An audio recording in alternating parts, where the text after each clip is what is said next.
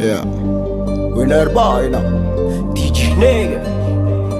Deep Peace tsy hoe za milefa dity na koa hoenao tsy tiako fa ny aty mbô mangity za ty mbola tsisy raha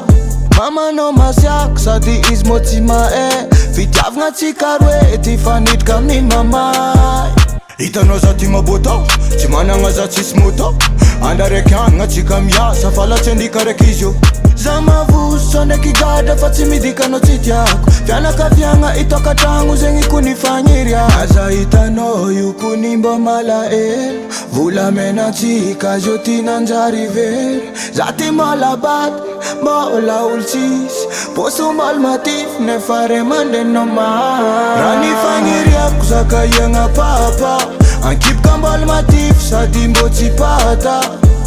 tseniko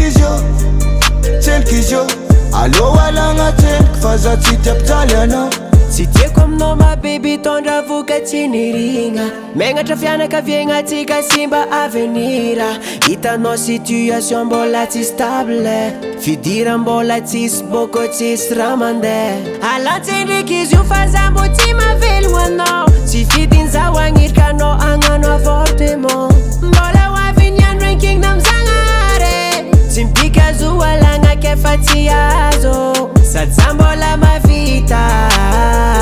lera tsika roe tafita naza hitanao io kony mbô malaelo volamenantsika zio ty nanjary very za ty mbola baty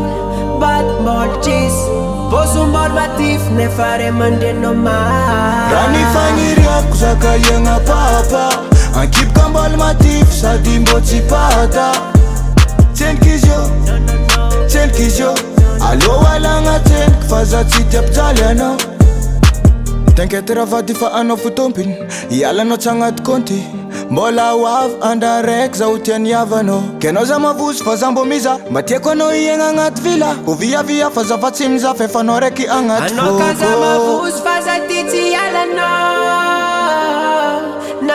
na mangidy za tsy raha ny fagniriako zaka iagna papa ankipoka mbola matify sady mbô tsy pata tseniko izy io alô alagna tseniko fa za tsy tiapijaly anao